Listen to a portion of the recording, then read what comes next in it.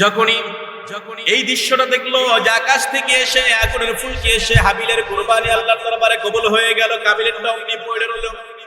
কাবিল এবার তখন তার ভাইকে উদ্দেশ্য করে বলল, লা আকুতুলান্নাক, আমি তোমাকে কতল করব, হত্যা করব, আমি তোমাকে হত্যা করব, তোমার এই বিধান আমি মানি না, তোমার এই বিধান আমি মানি না, তোমাকে আমি হত্যা করব। এবার হাবিল চমৎকার করে আল্লাহ তাআলার ভাষায় জানিয়ে দিয়েছেন, ক্বালা ইন্নামা ইয়াতাকাব্বালুল্লাহু মিনাল মুত্তাকিন, আল্লাহ কেবলমাত্র মুত্তাকিদের কুরবানি কবুল করে থাকেন। কুরবানির আয়াত সূরাতুল হজের 37 নম্বর আয়াতে আল্লাহ তাআলা এই কথাই জানিয়ে দিয়েছেন, লা ইয়ানালাল্লাহু লুহুমুহা ওয়ালা দিমাউহা ওয়ালাকিন ইয়ানালুহুত তাকওয়া মিনকুম, তোমরা যেই যন্ত্রগুলো আল্লাহ তোমাদের জন্য হালাল করে দিয়েছে, যেই যন্ত্রগুলো আল্লাহর জন্য তোমরা জবাই করো, এই জবাইয়ের রক্ত আল্লাহর দরবারে পৌঁছায় না, এই যন্ত্রগুলোর মাংস আল্লাহর দরবারে পৌঁছায় না, কেবলমাত্র যেই জিনিসটা পৌঁছায় সেটা হচ্ছে জানিয়ে দিয়েছেন রব্বি হাবলি মিনাস সালিহিন। ইব্রাহিম আলাইহিস সালাম, এই ঘটনাটা আমরা সকলেই জানি, ইনি এমন একজন নবী ছিলেন, আমরা প্রত্যেকটা মানুষ, প্রত্যেকটা আল্লাহ তাআলার বান্দা, প্রত্যেকটা নবীর উম্মতেরা তাদেরকে নবীরা দিক নির্দেশনা দিয়েছেন, আল্লাহ তাআলাকে চেনানোর জন্য তারা প্রতিনিয়ত বিভিন্ন মাধ্যম গাইড দিয়েছেন আল্লাহকে চেনানোর জন্য। আর ইব্রাহিম আলাইহিস সালাম এমন নবী ছিলেন, তাকে কেউ গাইড দেন নাই, তিনি এমন একটা পরিবারে তিনি জন্ম নিয়েছিলেন, এমন একটা পরিবারে তিনি জন্ম নিয়েছিলেন যেই পরিবারের আগা গোড়া ছিল শিরকে পরিপূর্ণ, যার বাবা নিজেই মূর্তি বানাতেন, সেই মূর্তির তিনি পূজা করতেন, এমন একটা পরিবারে তিনি জন্মগ্রহণ করেছিলেন। সেই পরিবার থেকে তিনি ইসলাম সম্পর্কে কতটুকু জানবেন, কে তাকে জানাবেন, এই কথা রব্বুল আলামিন চমৎকার করে জানিয়ে দিয়েছেন, ওয়া ইয ক্বালা ইব্রাহিমু লিআবিহি আযার আতাত্তাখিযু আসনামান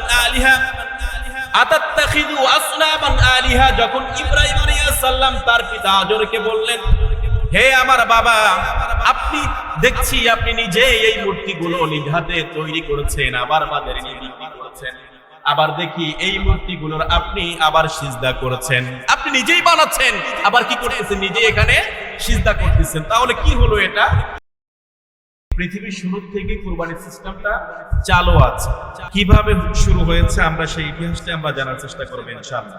সূরাতুল মাইদা চমৎকার করে কোট করেছেন 27 নম্বর আয়াত, ওয়াতুলু আলাইহিম নাবা আবনাই আদম বিল হাক্কি ইয قربا قربانا فتقبل من أحدهما ولم يتقبل من الآخر قال لأقتلنك قال إنما يتقبل الله من المتقين। রব্বুল আলামিন সেই সময়ের কথা স্মরণ করিয়ে দিয়ে বিশ্বনবী সাল্লাল্লাহু আলাইহি ওয়াসাল্লামকে জানিয়ে দিয়েছেন, আর তুমি তাদের নিকট আদম আলাইহিস সালামের দুই পুত্রের সুসংবাদ যথাযথভাবে বর্ণনা করো। ওয়াতলু আলাইহিম নাবা আবনাই আদম বিল হক, আদম আলাইহিস সালামের দুই পুত্রের সেই ঘটনাগুলো তোমরা যথাযথভাবে তাদের সামনে উপস্থাপন করো। তারা যখন ইদ করবা কুরবানান ফাতুকবিলা মিন আহাদিহিমা, যখন তারা উভয় কুরবানি রব্বুল আলামিনের দরবারে পেশ করলো, আল্লাহ তাআলা একজনের কুরবানি কবুল করলেন, আর একজনের কুরবানি কবুল করলেন না। একজনের কুরবানি কবুল হয়ে গেল, আর একজনের কুরবানি কবুল হলো না। যখন আর একজনের কুরবানি কবুল হলো না, তখন বললেন, ক্বালা লা আকুতুলান্নাক, আমি তোমাকে হত্যা করব। অপর ভাই তিনি বললেন, ক্বালা ইন্নামা ইয়াতাকাব্বালুল্লাহু মিনাল মুত্তাকিন, রব্বুল আলামিন কেবলমাত্র মুত্তাকিদের কুরবানি কবুল করে থাকে, মুত্তাকিদের কুরবানি কবুল করে থাকেন। আদম আলাইহিস সালামের দুই পুত্র দ্বারা কুরবানির যাত্রা শুরু হয়েছিল। পৃথিবীর সর্বপ্রথম, পৃথিবীতে আমরা মুসলিম হিসেবে যেটা জানি, পৃথিবীর সর্বপ্রথম কে এসেছিল বলেন তো মানুষ হিসেবে? আদম আলাইহিস সালাম আর হাওয়া আলাইহিস সালাম। এর পূর্বে কোনো মানুষ পৃথিবীতে ছিল না। আদম আলাইহিস সালাম হাওয়া আলাইহিস সালামকে আল্লাহ তাআলা সন্তান দিতেন, জোড়ায় জোড়ায় সন্তান হতো, একজন পুত্র সন্তান হতো আর একজন কন্যা সন্তান হতো একই টাইমে। আমাদের ধর্ম যেটা, আমাদের শরীয়তে আপন ভাই বোন বিবাহ করা হারাম আল্লাহ তাআলা করে দিয়েছেন। কিন্তু যেন আদম আলাইহিস সালামের পূর্বের সময়, সেই সময়ের কোনো মানুষ ছিল না, তখন আদম আলাইহিস সালামের শরীয়তে আপন ভাই বোন বিবাহ করা জায়েজ ছিল। আপন ভাই বোন বিবাহ করা জায়েজ ছিল। আর বিবাহ না হলে তো সন্তান বৃদ্ধি হবে না, পৃথিবীতে মানুষ বাড়বে না। সেজন্য আল্লাহ তাআলা কি করলেন, একটা সিস্টেম চালু করে দিলেন, তাদের ভাই বোনে বিবাহ। এই ভাই বোনে বিবাহের সিস্টেম ছিল ক্রসিং বিয়ে। এইরকম ক্রসিং বিয়ে শুরুতেই যেই জোড়া আল্লাহ তাআলা আদম আলাইহিস সালামকে যে সন্তান দান করলেন, পরের বারে যে সন্তান দান করলেন, তাদের মাঝে ক্রসিং বিয়ে সিস্টেম চালু ছিল। অর্থাৎ পূর্বের মেয়ে পরের বারের ছেলে, আর পূর্বের বারের ছেলে পরের বারের মেয়ে, এই সিস্টেমে ক্রসিং বিয়ে। একই সাথে জন্ম নেওয়া দুই ভাই বোন বিবাহ করা সিস্টেম আদমের শরীয়তেও ছিল না। সেখানে ছিল ক্রসিং বিয়ে, অর্থাৎ এক বছর পূর্বে কিংবা পূর্বে যেটা জন্মগ্রহণ করেছে পরের বারের সাথে বিবাহ হবে, এটাই ছিল তার শরীয়তের সিস্টেম। এই সিস্টেম যখন আদম আলাইহিস সালামকে আল্লাহ তাআলা জানিয়ে দিলেন, হাবিল আর কাবিল তারা প্রথমে দুই ভাই ছিল। কাবিল ছিল বড়। কাবিলের সাথে যে মেয়েটা জন্মগ্রহণ করেছেন, এই মেয়েটা ছিল খুবই সুন্দরী, সুশ্রী ছিল, তার নাম ছিল আকলিমা। আর হাবিলের সাথে যে মেয়েটা জন্মগ্রহণ করেছেন, তার নাম ছিল লিজা, তিনি ছিলেন কুসরি, অর্থাৎ কালো, কুচকুচে কালো। এখন আদম আলাইহিস সালামের শরীয়ত যেটা, সেই শরীয়তের ভিত্তিতে দেখা যায় যে কাবিল পাচ্ছে হচ্ছে হাবিলের সাথে যে মেয়েটা জন্মগ্রহণ করেছে, কালো কুৎসিত সেই মেয়েটা, তার বিবাহ হবে। আর কাবিলের সাথে যে মেয়েটা জন্মগ্রহণ করেছে সেটা পাবে কে? হাবিল। এটা হচ্ছে আদম আলাইহিস সালামের শরীয়ত, ক্রসিং বিয়ে সিস্টেম। কিন্তু আদম আলাইহিস সালাম এই কথা যখন তাদের সামনে পেশ করলেন, জানিয়ে দিলেন, আল্লাহ তাআলার বিধান জানিয়ে দিলেন, কাবিল তখন তিনি বেঁকে বসলো যে না, আমার ভাগ্যে কালো করবে কেন? অতএব আমার সাথে যেটা এসেছে তাকে আমি বিবাহ করব, আমার সাথে যেটা এসেছে তাকে আমি বিবাহ করব। আদম আলাইহিস সালাম বললেন, না, এটা আল্লাহর শরীয়ত নয়, আল্লাহ যেভাবে আমাকে জানিয়ে দিয়েছে তুমি সেইভাবেই করো। কিন্তু কাবিল কোনোভাবেই সেটা মানতে নারাজ, মানবে না। এক পর্যায়ে এবার দুজনকে কুরবানি করতে বলা হলো। তোমরা কুরবানি করো, যার কুরবানি রব্বুল আলামিনের দরবারে কবুল হয়ে যাবে তার ভাগ্যে আকলিমাকে বিবাহ দেওয়া হবে, তার সাথে আকলিমার বিবাহ দেওয়া হবে। তিনি ছিলেন সুন্দরী, তার সাথে বিবাহ দেওয়া হবে, যার কুরবানি কবুল হয়ে যাবে। এই কথাটাই আল্লাহ তাআলা চমৎকার করে জানিয়ে দিয়েছেন সূরাতুল মাঈদা, ওয়াতলু আলাইহিম নাবা আবনাই আদম বিল হক ইয ক্বাররাবা কুরবানান ফাতুকবিলা মিন আহাদিহিমা। দুবাই কুরবানি আল্লাহ তাআলার দরবারে পেশ করলো। কাবিল তিনি কৃষক ছিলেন, তিনি বিভিন্ন খেতে খামারে চাষ করে ফসল উৎপাদন করতেন। আর হাবিল ছিলেন হচ্ছে রাখাল, তিনি পশু চারণ করতেন, ছাগল, ভেড়া, দুম্বা এগুলা তিনি পালতেন। এবার হাবিল তিনি উৎকৃষ্ট মানের একটা পশু আল্লাহ তাআলার নির্দেশ অনুযায়ী পাহাড়ের চূড়ায় নিয়ে সেখানে কুরবানির জন্য রেখে দিলেন। আর কাবিল দেখা গেল তার যে ফসলগুলো আছে সেখান থেকে নিম্নমানের কিছু ফসল নিয়ে সেখানে রেখে দিল। সেখানে রেখে দেওয়ার পরে সন্ধ্যা পর্যন্ত অপেক্ষা করবেন। সন্ধ্যা পর্যন্ত অপেক্ষা যখন করলো, সন্ধ্যার পূর্বেই দেখা গেল আকাশ থেকে একটা আগুনের ফুলকি এসে এবার হাবিলের সেই কুরবানির যন্ত্র উপরে পড়ে সারকার করে দিয়ে দিল, পুড়ে সারকার হয়ে গেল। তখনকার যুগের সিস্টেম ছিল এটা যে কুরবানি করার পরে সেই জন্তুটা মাঠে রেখে আসবে, আকাশ থেকে আগুন এসে সেটা পুড়ে ছারখার হয়ে যাবে, তখন বুঝতে পারবে তার কুরবানিটা আল্লাহর দরবারে কবুল হয়ে গেছে। সুবহানাল্লাহ। তাৎক্ষণিক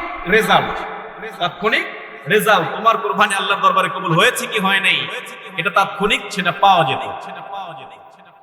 যখনই এই দৃশ্যটা দেখলো যে আকাশ থেকে এসে আগুনের ফুলকি এসে হাবিলের কুরবানি আল্লাহর দরবারে কবুল হয়ে গেল, কাবিলের ডাউনি পড়ে রইল।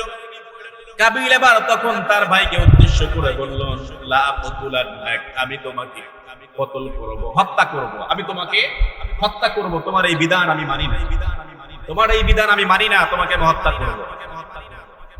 এবার হাবিল চমৎকার করে আল্লাহ তাআলার ভাষায় জানিয়ে দিয়েছেন, ক্বালা ইন্নামা ইয়াতাকাব্বালুল্লাহু মিনাল মুত্তাকিন, আল্লাহ কেবলমাত্র মুত্তাকিদের কুরবানি কবুল করে থাকেন। কুরবানির আয়াত সূরাতুল হজের 37 নম্বর আয়াতে আল্লাহ তাআলা এই কথাই জানিয়ে দিয়েছেন, লাইয়ানালাল্লাহু লুহুমুহা ওয়ালা দিমাউহা ওয়ালাকিন ইয়ানালুহুত তাকওয়া মিনকুম। তোমরা যেই যন্ত্রগুলো আল্লাহ তোমাদের জন্য হালাল করে দিয়েছে, যেই যন্ত্রগুলো আল্লাহর জন্য তোমরা জবাই করো, এই জবাইয়ের রক্ত আল্লাহর দরবারে পৌঁছায় না, এই যন্ত্রগুলোর মাংস আল্লাহর দরবারে পৌঁছায় না। কেবলমাত্র যে জিনিসটা পৌঁছায় সেটা হচ্ছে মনের তাকওয়া। কি পৌঁছায়? জোরে বলেন। মনের তাকওয়া, তাকওয়াটাই পৌঁছায়। এখন আমরা যে কুরবানি করি, এই গোশতকে আল্লাহকে দিয়ে দিই আমরা? রক্তগুলো কি আমরা আল্লাহকে গোছগাছ করে দিয়ে দেই, সাপ্লাই করে? কিছুই দেই না। আল্লাহ সব কিছু আমাদেরকে রিটার্ন দিচ্ছেন। কেবলমাত্র কোনটা নিচ্ছেন? আমার মনের ইন্টেনশনটা তিনি নিচ্ছেন, যে আমি বান্দা হিসেবে আল্লাহকে কতটুকু রাজি খুশি করতে পেরেছি, এই জিনিসটাই তিনি নিচ্ছেন, বুঝতে চাচ্ছেন। সেই জন্য হাবিলও জানিয়ে দিলেন, ইন্নামা ইয়াতাকাব্বালুল্লাহু মিনাল মুত্তাকিন। আল্লাহ তো কেবলমাত্র মুত্তাকিদের কুরবানি কবুল করে থাকে, অতএব তোমার কুরবানি কবুল হয় নাই, তোমারটা কুরবানি কবুল হয় নাই। পৃথিবীতে তারাই প্রথম মানুষ। অনেক কিছু ধীরে ধীরে আসবে, তাদের মাধ্যমে অনেক কিছু শুরু হয়েছে। তখন দেখা গেল কাবিল রাগ করে তার ভাইকে সেখানেই আঘাত করলেন, পাথর দিয়ে মাথার ভিতরে আঘাত করলেন, পড়ে গেল। পড়ে যাওয়ার পরে আর কোন নড়াচড়া করেন। মৃত শব্দটার সাথে তখনও তারা পরিচিত না, কারণ মৃত্যুর সাথে তখনও তারা পরিচিত না, কারণ ইতিপূর্বে কেউ মারা যায়নি, তারাই পৃথিবীতে প্রথম এসেছে। এখন দেখে নাড়াচাড়া করে, দেখবেন নড়াচড়া করে না, শ্বাস প্রশ্বাস কিচ্ছু নিচ্ছে না। কাবিল তো এবার পাগল হয়ে গেল যে আমি কি করলাম, কি করা যায়, কিভাবে এটাকে গোপন করা যায়, কিভাবে এটাকে গোপন করা যায়।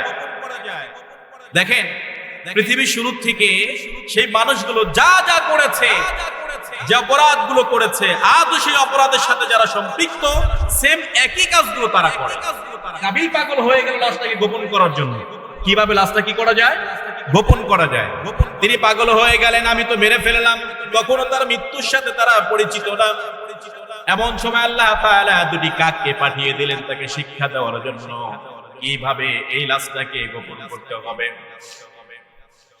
দুটি কাক এসে দুইজনে ঝগড়া করে একটা কাককে মেরে ফেললো। মেরে ফেলার পরে এবার কাক সেখানে মাটি তার পা দিয়ে খুঁড়ে খুঁড়ে গর্ত করে সেই কাকটা সেখানে ফেলে উপরে মাটি চাপা দিয়ে দিল। এই দৃশ্যটা দেখার পরে কাবিল এবার চিন্তা করলেন, এটাই তো উত্তম পন্থা। এবার তিনি গর্ত খুললেন, গর্ত খুলে তার আপন ভাই হাবিলকে সেখানে কবরের ভিতরে রেখে মাটি চাপা দিয়ে দিলেন। আজও দেখেন বিশ্বনবী বলেন, কিয়ামত পর্যন্ত যতগুলো অবৈধ হত্যা হবে, যারা অন্যায়ভাবে মানুষদেরকে হত্যা করবে, রব্বুল আলামিন এই হত্যার যে গুনাহ হয়, এই গুনার একটা পার্সেন্টেজ কিয়ামত পর্যন্ত যত অবৈধ হত্যা হবে, প্রত্যেকটা অবৈধ হত্যার পার্সেন্টেজ কাবিলের আমলনামায় আল্লাহ তাআলা ঢুকিয়ে দেবেন। প্রত্যেকটা হত্যা, কারণ এই হত্যার শুরুটা কে করেছে? কাবিল করেছে। তারপরে দেখেন যখন মানুষ অবৈধভাবে হত্যা করে, হত্যা করার পরে পাগল হয়ে যায়, হত্যা তো করেই ফেলছি, কি করা যায় এখন? তখন লুকানোর জন্য চেষ্টা করে। কোথায় গিয়ে লুকাবে? এমন অনেক ঘটনা দেখেছি। নিজের ঘরের ভিতরে মানুষ মেরে গর্ত করে সেখানে পুঁতি রেখে উপরে দিয়ে টাইলস করে দিয়েছে। এমনও ঘটনা ঘটেছে আমাদের বাংলাদেশে। গত কয়েক বছর আগে একটা দেখলাম, সেখানে নিজের ঘরের ভিতরে আপন মানুষকে হত্যা করে সেখানে মাটি দিয়ে মানুষ বুঝতে পারবে, মাটি দেওয়ার পরে সেখানে টাইলস লাগাই দিচ্ছে। পরবর্তী সময় যখন ধরা পড়ার পর, তদন্ত করার পরে যখন রিপোর্ট বের হয়েছে, তখন পায়ে রিমান্ডে নেওয়ার পরে সব তথ্যগুলো বের করছে। এবার সে টাইলস দেখা যায় যে এই টাইলস কেটে কেটে সেখান থেকে লাশ বের করছে। তার মানে চিন্তা করেন, ওই যে কাবিল কিভাবে লাশটা লুকানোর জন্য পাগল পাড়া হয়ে গিয়েছিল হত্যা করার পরে, ওই ধারাবাহিকতা কিয়ামত পর্যন্ত সব অপরাধীর মনের ভিতরেই থাকবে। কারণ অপরাধ তো করেই ফেলেছে। অপরাধ করার পরে এখন কি করবে? তাকে তো লুকাতে হবে। গত 2 দিন আগে 3 দিন আগে দেখলাম ছোট্ট একটি মেয়ে, 7-8 বছর বয়স হবে, বাড়ির থেকে নিখোঁজ হওয়ার পর আর কোনো খোঁজ নাই। 3 দিন পরের ঘটনা, লোকজন ধান কাটতে গিয়েছে, ধান কাটতে যায় দেখে ধানের ক্ষেতের ভিতর থেকে বস্তা শিয়ালে টেনে বের করেছে। শিয়ালে টেনে বের করে লাশ অর্ধেক খেয়ে ফেলেছে। লাশ অর্ধেক খেয়ে ফেলেছে, পরবর্তী সময় বুঝতে পারলো যে অমুকের এই মেয়েটা। তাহলে দেখেন, যারা এই অবৈধ খুনগুলা করে তারা সবসময় কি করতে চায়? লাশগুলো লুকাতে চায়। আমরা দেখেছি গত সরকারের আমলে 7 মার্ডার, হয়তো অনেকে এর সাথে পরিচিত আছেন, দেখেছেন, সংবাদ মিডিয়া মাধ্যমে দেখেছেন। এটা হচ্ছে নারায়ণগঞ্জের 7 মার্ডার। নারায়ণগঞ্জের একজন কমিশনার ছিল। এই 7 মার্ডার যখন হলো, এই 7টি লাশ কোথায় থেকে পাওয়া গেল? কোন নদীর থেকে পাওয়া গেছিল? এক নদীর ভিতর থেকে পাওয়া গেল এই 7টি লাশ অনেকদিন পর। তার মানে যারা অবৈধ হত্যা করে তারা সবসময় কি চায়? লাশগুলো লুকানোর জন্য, যেভাবে কাবিল চেষ্টা করেছেন লুকিয়ে রাখার জন্য। সেই জন্য আমরা জানলাম কোরবানি সেই সময় থেকে শুরু হয়ে গিয়েছে। তবে কোরবানির সেই সময় আর এখনকার কোরবানির ভিতরে কিছুটা তফাৎ রয়েছে। তখনকার কোরবানি গুলোর একটা সিস্টেম ছিল পুরো উদ্দেশ্য হাসিল করার জন্য। এটা কি ঠিক হবে কি ব্যাঠিক হবে, এই ঠিক ব্যাঠিক জানার জন্য তারা কি করত? কোরবানি করত। কিন্তু এখন আমরা কি জন্য কোরবানি করি? ঠিক ব্যাঠিক জানার জন্য নাকি আল্লাহকে খুশি করার জন্য? কোনটা? ঠিক ব্যাঠিক জানার জন্য নাকি আল্লাহকে খুশি করার জন্য? তখন তারা একটা প্রতিযোগিতা করতো, হয়তো তারা সেটা কনফিউশনের ভিতরে পড়ে যেত, কি করব। তখন তারা বলতো কোরবানি করো, যদি কবুল হয় তোমারটা রাইট, আর না হলে রং। কিন্তু এখন আসলে কোরবানি সিস্টেমটা এমন নয়। এখন সিস্টেমটা হলো কি একটু ভিন্ন। এটা আল্লাহ তাআলা আমাদের মনের ইন্টেনশন গুলো জানতে চান, মনের আকাঙ্ক্ষা, চিন্তা চেতনা জানতে চায় যে আমার বান্দা আসলেই তার মন থেকে আমাকে চায় কিনা, সে আমার সন্তুষ্টি চায় কিনা, এটাই আল্লাহ তাআলা দেখতে চান। এটা ছিল কুরবানির একদম শুরুর ইতিহাস। এবার আসুন, কুরবানি তখন থেকে ছিল, পরবর্তী জামানায় ছিল, যুগে যুগে কুরবানি বিদ্যমান ছিল, যুগে যুগেই কুরবানি বিদ্যমান ছিল। এ প্রসঙ্গে রব্বুল আলামিন সূরাতুল হজের 34 নম্বর আয়াতে চমৎকার করে জানিয়ে দিচ্ছেন, ওয়ালিকুল্লি উম্মাতিন জাআলনা মানসাকান লিয়াযকুরু ইসমাল্লাহি আলা মা রাযাকাহুম মিন বাহিমাতিল আনআম فإلهكم إله واحد فله أسلموا وبشر المخبتين। আল্লাহ তাআলা জানিয়ে দিয়েছেন, ওয়ালিকুল্লি উম্মাতিন জাআলনা, প্রত্যেক জাতির জন্য আমি কুরবানির নিয়ম করে দিয়েছিলাম। প্রত্যেক জাতির জন্য আমি কুরবানির নিয়ম করে দিয়েছিলাম, লিয়াযকুরু ইসমাল্লাহ, যাতে করে তারা আল্লাহ তাআলাকে স্মরণ করে, মা রাযাকাহুম মিন বাহিমাতিল আনআম, রব্বুল আলামিন তাদের জন্য যেই সকল প্রাণীদেরকে হালাল করে দিয়েছে, যেই সকল পশুদেরকে হালাল করে দিয়েছে, এই হালাল পশু যখন তারা খাবে, যখন তারা জবাই করবে, তখন তারা আল্লাহ তাআলার নামটা যেন স্মরণ করে। কার নাম স্মরণ করবে? আরো জোরে বলেন, আল্লাহর নাম স্মরণ করবে। সেজন্য আমরা যখন জবাই করি তখন কার নাম স্মরণ করি? আরো জোরে বলেন, আল্লাহর নাম স্মরণ করি। এরপরে আল্লাহর নাম স্মরণ করার পরে জবাই করি। কেবলমাত্র কুরবানির সময় নয়, আমরা যখন গরুর গোশত খাই, এই গরুটা যদি আল্লাহর নাম ছাড়া জবাই হয় তাহলে সেটা খাওয়া জায়েজ। আল্লাহর নাম ছাড়া জবাই করা খাওয়া জায়েজ নেই। সেজন্য প্রত্যেকটা জিনিস জবাই করার পূর্বে আমরা কি করি? জোরে বলেন, আল্লাহর নাম বলি। আল্লাহর নাম ছাড়া যদি জবাই হয়ে যায় সেটা আপনার জন্য হালাল হবে না, সেটা হারাম হয়ে যায়। এখনো দেখা যায় এই সিস্টেমটা আমাদের বাংলাদেশে অসংখ্য জায়গায় চালু আছে। বিভিন্ন দরবার, বিভিন্ন দরগায় গিয়ে মানুষ যখন জবাই করে তখন আল্লাহর নাম ছাড়া অমুক বাবার নামে জবাই করে দিচ্ছে। এরকম ঘটনা আছে না নাই? জবাই করে তারা বলবে আমরা তো বিসমিল্লাহ বলি, কিন্তু ইন্টেনশনটা কি, মনের ইচ্ছাটা কি? আল্লাহকে খুশি করার জন্য কি বাবাকে খুশি করার জন্য? কোনটা? বাবাকে না, বাবাকে খুশি করার জন্য এটা করে। তাহলে এবার চিন্তা করুন, এখানে আল্লাহ তাআলা বলছেন লিয়াযকুরু ইসমাল্লাহু আলা মা রাযাকাহুম মিন বাহিমাতিল আনআম, যখন তোমরা তোমার পশুগুলো জবাই করবা তখন কি করবা? যেগুলো আল্লাহ তোমাদের রিজিক দিয়েছে তখন সেখানে আল্লাহর নাম নিবা। কার নাম? আল্লাহর নাম নিতে হবে। সেজন্য আল্লাহর নাম ছাড়া যদি কোনো কিছু জবাই হয় সেটা খাওয়া জায়েজ নেই, সেটা কখনোই খাওয়া যাবে না, সেটা হারাম হয়ে যায়। আল্লাহ তাআলা সে কথাই বলছেন, যুগে যুগে তিনি কুরবানি মানুষদের জন্য এটা জারি রেখে দিয়েছিলেন। এরপর রব্বুল আলামিন তখন বলেন, ফাইলাহুকুম ইলাহু ওয়াহিদুন ফালাহু আসলিমু ওয়া বাশশিরিল মুখবিতিন। তোমরা ইলাহ তো এক ইলাহ, ফাইলাহুকুম ইলাহু ওয়াহিদ, তোমাদের ইলাহ কয়জন? আমাদের ইলাহ কয়জন? আরো জোরে বলেন, একজন। ফালাহু আসলিমু, অতঃপর তোমরা কি করো? আত্মসমর্পণ করো, তোমরা ঈমান আনো, আত্মসমর্পণ করো। ওয়া বাশশিরিল মুখবিতিন, আর অনুগতদের সুসংবাদ দিয়ে দাও। যারা অনুগত, যারা আনুগত্য করে তাদেরকে সুসংবাদ দিয়ে দাও। সুবহানাল্লাহ। এর পরের অংশে সূরা আলে ইমরানের 183 নম্বর আয়াত আল্লাহ তাআলা জানিয়ে দিচ্ছেন, الذين قالوا إن الله عهد إلينا ألا نؤمن لرسول حتى يأتينا بقربان تأكله النار قل قد جاءكم رسل من قبلي بالبينات وبالذي قلتم فلم قتلتموهم إن كنتم صادقين। আল্লাহ তাআলা যুগে যুগে যে কোরবানি জারি রেখে দিয়েছিলেন, সেই সময়ের কোরবানিগুলো কি ছিল? যে আকাশ থেকে আগুনের ফুলকি এসে সেগুলোকে পুড়িয়ে ফেলতো। তখন মানুষ কি মনে করতো? যে এটা তার কোরবানি কবুল হয়ে গিয়েছে। এই কথাই আল্লাহ তাআলা বিশ্বনবী সাল্লাল্লাহু আলাইহি ওয়াসাল্লামকে, ইহুদিরা কেন নবীজিকে অস্বীকার করলেন? তারা অহেতুক অসংখ্য দাবি দোয়া নবীদের কাছে পেশ করেছেন,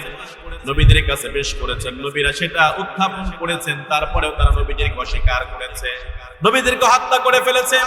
এই কথাইগুলো আল্লাহ তাআলা কোট করে সূরা আলে ইমরানে চমৎকার করে জানিয়ে দিয়েছেন। যারা বলেন নিশ্চয় আল্লাহ তাদের অঙ্গীকার দিয়েছে, আমাদেরকে অঙ্গীকার দিয়েছে যে আমরা যেন কোন রাসূলের প্রতি বিশ্বাস না করি যতক্ষণ পর্যন্ত না সে আকাশ থেকে আগুন এনে সেটা বর্ষণ করে দেয়। তারা কি বলে? আল্লাহ তাআলা আমাদেরকে অস্বীকার করতে বলেছেন, যতক্ষণ পর্যন্ত আমরা ঈমান আনবো না ততক্ষণ পর্যন্ত তারা কি করে? আকাশ থেকে আগুন এনে কি করে? এই কুরবানির যন্ত্রগুলো ভস্ম করে দিয়ে দেয়। ততক্ষণ পর্যন্ত আমরা ঈমান আনবো না। নবীজি সাল্লাল্লাহু আলাইহি ওয়াসাল্লাম চমৎকার করে এই কথাগুলোই জানিয়ে দিচ্ছেন আল্লাহ তাআলার ভাষায়। অনেক রাসূলরা তোমাদের কাছে এসেছিল, তারা তাদের নিদর্শনগুলো দেখিয়েছে, তারপরেও তোমরা তাদেরকে হত্যা করেছো। এখন ইহুদিরা নবীজিকে মানলো না কেন? কারণ ইহুদিরা জানতো যে তাদের যে সিস্টেম ছিল কোরবানি সিস্টেম ছিল এটা, তারা কোরবানি করলে সেই কোরবানিটা আকাশ থেকে আগুন এসে পুড়ে ছারখার হয়ে যেত। নবীজি যে কোরবানি করে এটা তো আগুন এসে কেটে নিয়ে যায় না, এরা সব নিয়ে খায়। কি করে? খাচ্ছে। তখন তারা নবীজিকে বিশ্বাস করতো না। এরপরে বলল যে তোমরা এটা করলেও বিশ্বাস করবা না, যদি এটা পূর্বের নবীরা করেছিল তারপর তোমরা নবীজিকে মেরেছো, নবীদেরকে মেরেছো, হত্যা করে ফেলেছো।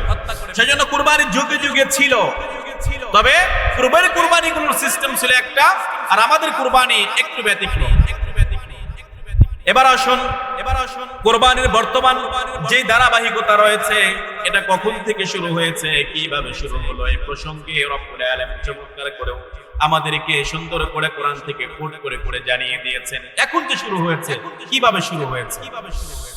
সূরাতুল কাসাস আয়াত নাম্বার 100 থেকে নিয়ে 107 পর্যন্ত, এই 7টি আয়াতে বর্তমান সময়ে যে কুরবানি আমরা সিস্টেমে করি, এই কুরবানির ঘটনাটা চমৎকার করে আল্লাহ তাআলা বর্ণনা করেছেন। আমরা জানি পৃথিবীতে একজন নবীকে আল্লাহ তাআলা সবচেয়ে বেশি পরীক্ষা করেছিলেন, সেই নবীটার নাম কি বলেন? ইব্রাহিম আলাইহিস সালাম। একজন নবীকে প্রায় আল্লাহ তাআলা তাকে 50টা পরীক্ষা করেছিলেন। 50টা পরীক্ষাতে তিনি উত্তীর্ণ হয়েছেন। তার ভিতরে সবচেয়ে কঠিন একটা পরীক্ষা, সেটা হচ্ছে সেই পরীক্ষাটা যিনি তার সন্তানকে কোরবানির ময়দানে নিয়ে গিয়েছেন। শুধু নিয়ে যান নাই, আল্লাহ তাআলা যেইভাবে নির্দেশনা দিয়েছেন সেইভাবে কোরবানি করার জন্য তিনি উদ্বুদ্ধ হয়েছেন। আল্লাহর কাছে তিনি শ্রেষ্ঠ হয়ে গিয়েছেন। সুবহানাল্লাহ। পড়ি সূরাতুল কাসাস, আল্লাহ তাআলা চমৎকার করে জানিয়ে দিয়েছেন, রব্বি হাবলি মিনাস সালিহিন। ইব্রাহিম আলাইহিস সালাম, এই ঘটনাটা আমরা সকলেই জানি। ইনি এমন একজন নবী ছিলেন, আমরা প্রত্যেকটা মানুষ, প্রত্যেকটা আল্লাহ তাআলার বান্দা, প্রত্যেকটা নবীর উম্মতেরা তাদেরকে নবীরা দিক নির্দেশনা দিয়েছেন। আল্লাহ তাআলাকে চেনানোর জন্য তারা প্রতিনিয়ত বিভিন্ন মাধ্যম গাইড দিয়েছেন আল্লাহকে চেনানোর জন্য। আর ইব্রাহিম আলাইহিস সালাম এমন নবী ছিলেন, তাকে কেউ গাইড দেন নাই। তিনি এমন একটা পরিবারে তিনি জন্ম নিয়েছিলেন, যেই পরিবারের আগা গোড়া ছিল শিরকে পরিপূর্ণ। যার বাবা নিজেই মূর্তি বানাতেন, সেই মূর্তির তিনি পূজা করতেন, এমন একটা পরিবারে তিনি জন্মগ্রহণ করেছিলেন। সেই পরিবার থেকে তিনি ইসলাম সম্পর্কে কতটুকু জানবেন, কে তাকে জানাবেন? এই কথা রব্বুল আলামিন চমৎকার করে জানিয়ে দিয়েছেন। ওয়া ইয ক্বালা ইব্রাহিম লিআবিহি আযার আতাত্তাখিযু আসনামান আলিহা আতাত্তাখিযু আসনামান আলিহা, যখন ইব্রাহিম আলাইহিস সালাম তার পিতা আজরকে বললেন, হে আমার বাবা, আপনি দেখছি আপনি নিজে এই মূর্তিগুলো নিজ হাতে তৈরি করেছেন, আবার বাজারে নিয়ে বিক্রি করেছেন, আবার দেখি এই মূর্তিগুলোর আপনি আবার সিজদা করেছেন, আপনি নিজেই বানাচ্ছেন, আবার কি করতেছেন, নিজে এখানে সিজদা করতেছেন। তাহলে কি হলো এটা? তাহলে প্রভু হচ্ছেন আপনি, সৃষ্টিকর্তা আপনি, আপনার সৃষ্ট জীব হচ্ছে সেই মূর্তি, অথচ আপনি হওয়ার কথা ছিল সেই মূর্তি আপনাকে সিজদা করা, উল্টা আপনারা উল্টাটা করছেন। এটা কেমন করে সম্ভব? ইব্রাহিম আলাইহিস সালাম এমন একজন নবী ছিলেন যিনি নিজে নিজে উপলব্ধি করে আকাশের দিকে তাকিয়ে তাকিয়ে আল্লাহ তাআলাকে চিনেছেন, আল্লাহ তাআলাকে উপলব্ধি করেছেন, পিতামাতার থেকে সম্পর্ক ছিন্ন করে এসেছেন। এমন একজন নবী আল্লাহ তাআলা শুরু থেকেই তাকে পরীক্ষার সম্মুখীন করেছেন। যেভাবেই পরীক্ষা নিয়েছেন ইব্রাহিম আলাইহিস সালাম প্রত্যেকটা পরীক্ষায় গোল্ডেন এ প্লাস পেয়ে উত্তীর্ণ হয়েছে। সুবহানাল্লাহ, গোল্ডেন এ প্লাস পেয়েছেন প্রত্যেকটা পরীক্ষায়। সেখানে কোনো তিনি একটা পরীক্ষা ফেল যাননি, শুরু থেকে সম্পর্ক ছিন্ন করা হয়েছে। এরপরে যখন অনেক লম্বা লম্বা ঘটনা আছে, এগুলা নয়, আমি কুরবানির মূল ইতিহাসটা আজকে জানবো। আগামী নেক্সট জুমাতে আমরা এই বিস্তারিত আলোচনা করার চেষ্টা করব ইনশাআল্লাহ কুরবানি বিষয় নিয়ে। আজকে শুধু ইতিহাসটা আমরা জানবো। ইব্রাহিম আলাইহিস সালাম এবার বিবাহ করার পরে দীর্ঘ সময় ব্যাপী তার কোনো সন্তান হয় না। 86 বছর পরে আল্লাহ তাআলাকে তিনি স্মরণ করলেন, আল্লাহ তাআলার কাছে দোয়া করলেন। চমৎকার করে কোরআনের ভাষায় আল্লাহ তাআলা সেটাও শিখিয়ে দিয়েছেন, রব্বি হাবলি মিনাস সলিহিন, রব্বি হাবলি মিনাস সলিহিন, হে আল্লাহ আমাকে একজন সৎ উত্তম পুত্র সন্তান আপনি দান করুন। সুবহানাল্লাহ, আপনি আমাকে সৎ পুত্র সন্তান দান করুন। আল্লাহর কাছে দোয়া করলেন, আল্লাহ তাআলা তার দোয়াটা কবুল করে নিলেন। ফাবাশশারনাহু বিগুলামিন হালিম, দোয়া কবুল করে তাকে একজন সৎ ও পুত্র পবিত্র সন্তানের সুসংবাদ দিয়ে দিলেন। সুবহানাল্লাহ। কত বছর বয়সে? 86 বছর বয়সে কে কে আছেন এখানে? হাত তুলেন তো দেখি। কেউ আছেন? একজনও নাই। তার মানে উপর পর্যন্ত আমাদের যেতেই হয় না, তার আগেই দুনিয়ার সফর শেষ। এখন আল্লাহ পাক 86 বছর বয়সে তাকে পুত্র সন্তান দিলেন। এবার আসুন, যদিও দুই একজন 86 বছরের লোক আমাদের সমাজে আছে, খুঁজলে পাওয়া যাবে, কিন্তু 86 বছর বয়সে কি সন্তানের বাবা হওয়া সম্ভব? সম্ভব কি? 50 বছর পরে তার খবর থাকে না, 50 বছর পরে আর খবর থাকে না। তাহলে 86 বছর তো অনেক দূরে। তার মানে আল্লাহর কাছে চাইলে বৃদ্ধ বয়সেও সন্তান দিতে পারে কি পারে না? পারে। তার মানে আল্লাহর কাছে আমরা চাই না, কিন্তু আমরা বিভিন্ন অজুহাত পেশ করি যে আল্লাহ আমাকে দিচ্ছে না, আল্লাহ আমাকে দেখছে না। সবই দেখবো না কেন? আল্লাহ না দেখলে আপনি পৃথিবীতে কেমনে বেঁচে আছেন? আশ্চর্য হয়ে যায় এই কথাগুলো যারা বলে, এরা আসলে জানে না যে আমরা কি কথাগুলো বলছি। যে আল্লাহ যদি আপনাকে না দেখে তাহলে বেঁচে আছেন কেমনে?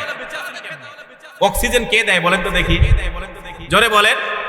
এখন আল্লাহ যে বলছে না আল্লাহ আপনার ভালোবাসে না, যদি আল্লাহ পাক 5 মিনিট অক্সিজেন বন্ধ করে দেয় তাহলে অবস্থা কি হবে? আরে এই জিনিসগুলো আমরা বুঝি না, এটাই আমরা বুঝি না। আমরা দেখা যায় না বুঝে আল্লাহর কাছে বিভিন্ন অজুহাত পেশ করে থাকি। অজুহাত নয়, আল্লাহর কাছে আপনি চান, যা চাইবেন আল্লাহ সেটাই দিয়ে দেবে। হয়তো দুদিন আগে তাৎক্ষণিক দেবে, হয়তো কতদিন পরে দেবে। যখন প্রয়োজন আল্লাহ বুঝবে যে যখন দিলে ওর জন্য মঙ্গল হবে, আল্লাহ তখনই দেবে। কেন আল্লাহ তো আপনার চাইতে ভালো বোঝেন। কি বলেন না? আল্লাহ আপনি ভালো বোঝেন কোনটা? আল্লাহ আমাদের চাই ভালো বোঝে। যার কারণে আল্লাহ যদি বান্দা যখন যেটা চায় সেটা যদি দিত, তাহলে বান্দা সঙ্গে সঙ্গে কি বিপদে পড়ে যেত। ছোট ছোট বাচ্চারা যখন হাঁটা শেখে, কথা বলা শেখে, বাচ্চারা দেখবেন যখন কথা বলা শেখে তখন চাহিদা তখন শেষ থাকে না, একটার পর একটা চাইতেই থাকে। পিতা মাতাকে সব দেয়, সব কি দেয়? বাচ্চা কাচ্চার দেখেন আকর্ষণ দুইটা জিনিসের প্রতি, আগুন আর পানি। বাচ্চারা যখন পানির কিনারে যায় তখন দৌড়ায়, এখন যদি পিতামাতা বলে যে না, বাচ্চাটা যেহেতু আগ্রহ করে দৌড়াতে চাইছে, পানিতে খেলবে, খেলা করবে, কিছুক্ষণ আমি বসে বসে দেখি, কিছুক্ষণ পরে কি পাবে? সন্তানের লাশ কোলে করে নিয়ে আসতে হবে। সেজন্য এই পিতামাতা বাচ্চার ভালো যেটা সেটাই দেওয়ার জন্য চেষ্টা করে। সবকিছু দিলে বাচ্চা বাঁচবে না। আল্লাহ অনুরূপ ভাবে বান্দাকে কখন বান্দার কি লাগবে তখন আল্লাহ সেটাই দেন, দিয়ে আল্লাহর আশাগুলো পূর্ণ করে দেন। সুবহানাল্লাহ। তাৎক্ষণিক দিলে আপনি সেটা কন্ট্রোল করতে পারবেন না, আপনি বিপদে পড়ে যাবেন। আমরা এই জিনিসটাই বুঝি না। এরপর আসুন আল্লাহ তাআলা ৮৬ বছর বয়সে যখন সন্তান দিলেন, সন্তান দিয়ে এরপরে রব্বুল আলামিন তাকে পরীক্ষা করলেন, এই সন্তানকে তুমি নির্বাসন দিয়ে আসো। পরীক্ষা, সেটাও পাস। এরপরে যখন ১৩ বছর বয়সে উপনীত হয়ে গেল, তখন আল্লাহ তাআলা তাকে স্বপ্ন দেখালেন, তোমার প্রিয় বস্তুটাকে কুরবানি করো, তোমার প্রিয় বস্তুটাকে কুরবানি করো, তোমার প্রিয় বস্তুটাকে কুরবানি করো। একাধারে ৩ দিন তিনি স্বপ্ন দেখলেন। তখন আর বুঝতে বাকি রইল না, পৃথিবীতে আমার সবচেয়ে প্রিয় হচ্ছে আমার সন্তান। এই সন্তানকে আল্লাহ তাআলা চাচ্ছে। বাড়িতে এসে এবার মক্কায় চলে আসলেন, সিরিয়ার থেকে মক্কায় চলে আসলেন, না শুধু রিয়াদ থেকে মক্কায় চলে আসলেন। এসে হাজেরার কাছ থেকে সন্তানকে নিয়ে রওনা দিচ্ছেন দুই বাপ বেটা। কোথায়? মিনার দিকে। এখন বর্তমান সময়ে যে মিনা বাজার, হাজিরা সেখানে গিয়ে কোরবানি করে, সেই দিকে রওনা দিচ্ছেন। সন্তান আর পিতা সামনের দিকে অগ্রসর হচ্ছে। অগ্রসর হওয়ার পরে কিছুক্ষণ যাওয়ার পরে সন্তান পিতা এবার সন্তানকে জানিয়ে দিচ্ছেন। যখন সন্তান, রব্বুল আলামিন চমৎকার করে কথাই বলেছেন, ফালাম্মা বালাগা মাআহু সা'য়া, সন্তান যখন পিতার সাথে চলাফেরার বয়স উপনীত হয়ে গেল, তখন এবার পিতা ডাক দিয়ে সন্তানকে বলছেন, ক্বালা ইয়া বুনাইয়া, হে আমার বৎস, ইন্নী আরা ফিল মানাম, নিশ্চয় আমি স্বপ্ন দেখেছি, আন্নী আযবাহু, আমি তোমাকে জবাই করছি। আমি স্বপ্ন দেখছি, আমি তোমাকে জবাই করছি। তোমার ইন্টেনশনটা কি বলো তো দেখি। এবার সন্তানের জবাব দেওয়ার পালা। সন্তানের জবাব দেওয়ার পালা। সন্তান জবাব দিচ্ছে, ক্বালা ইয়া আবাতি ফাআল, হে আমার বাবা, আল্লাহ পাক আপনাকে যেটা নির্দেশ দিন সেটা করুন। সাতাজিদুনি ইনশাআল্লাহু মিনাস সাবিরিন, নিশ্চয় আপনি ধৈর্যশীলদের অন্তর্ভুক্ত হিসেবে আপনি আমাকে পাবেন। সুবহানাল্লাহ। এবার পিতা যেমন পুত্র তেমন, পিতা যেমন পুত্র তেমন। আমাদের সময় এই ঘটনা ঘটলে আমরা কি করতাম? 13 বছর সন্তান জন্মের পরে 13 বছর পিতার কোনো খোঁজ খবর নাই, সন্তানের কোনো খোঁজ খবর নাই। আমরা বলতাম 13 বছর কোনো খোঁজ খবর নেন নাই, 13 বছর পরে হিসাবে জবাই করার জন্য আবার পায়তারা শুরু করে দিচ্ছে। এরকমই তো বলতাম নাকি? কিন্তু বাবা যেমন ছিল সন্তানও তেমন। এই কুরবানির অনেক লম্বা ঘটনা, লম্বা ইতিহাস, এগুলো বলতে গেলে জুমার দিনে তো লম্বা আলোচনা করে শেষ করা সম্ভব নয়। এখানে অনেকগুলো ঘটনা ঘটে গিয়েছে কুরবানির সময়ে, কিভাবে জবাই করবে, কেমনে জবাই করবে, পিতা পুত্রের গল্পগুলো আল্লাহ চমৎকার করে এই ঘটনাগুলো বলছেন। তাফসীরে কুরতুবীতে একদম বিস্তারিত আলোচনা এসেছে। এত প্রায় এটা আলোচনা করতে গেলে মিনিমাম 20 থেকে 25 মিনিট সময় লেগে যাবে। এত লম্বা সময় যেহেতু আমরা পাবো না, আমরা সর্বশেষ যে জিনিসটা জানতে চাইবো সেটা হচ্ছে কুরবানি যখন আমরা করব, কুরবানির শিক্ষা আমাদের কি আসে। এখান থেকে আমাদের মূল কুরবানি শুরু হলো। ইব্রাহিম আলাইহিস সালামের সুন্নাহ কুরবানি শুরু হয়ে গেল। শুরু হয়ে যাওয়ার পরে কুরবানি করতে গিয়ে যখন তিনি ছুরি চালাচ্ছেন, এমন সময় আল্লাহ তাআলা সেই ছুরির নিচ দিয়ে একটা সীসা ঢেলে দিলেন, শক্ত করে দিলেন যেন ছুরিতে না কাটে। সুবহানাল্লাহ। এই দৃশ্যটা দেখে জিবরাইল আমিন সঙ্গে সঙ্গে দিলে বলে উঠল, আল্লাহু আকবার, আল্লাহু আকবার, আল্লাহু আকবার, আল্লাহু আকবার। জিবরাইল আমিন বলে উঠল।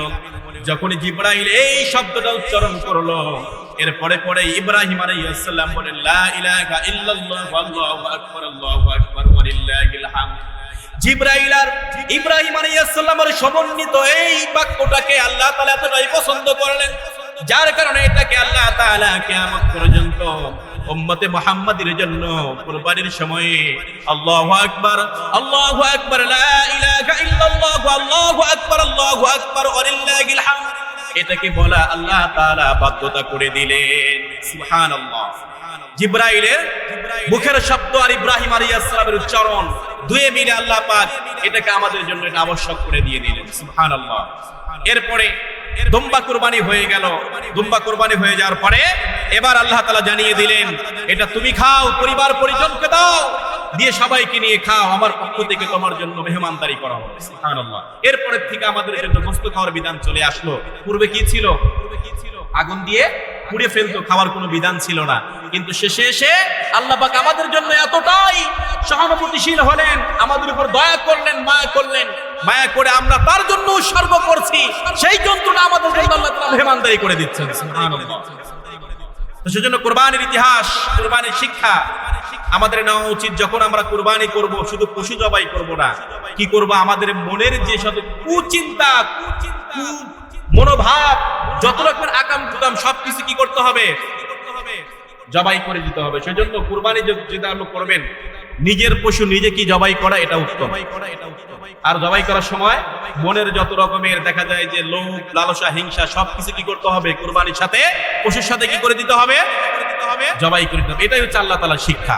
আল্লাহ পাক আমাদের কুরবানির শিক্ষাগুলো কাজে লাগিয়ে কুরবানি করার তৌফিক দিকে আমরা সকলে পড়ি, আমিন।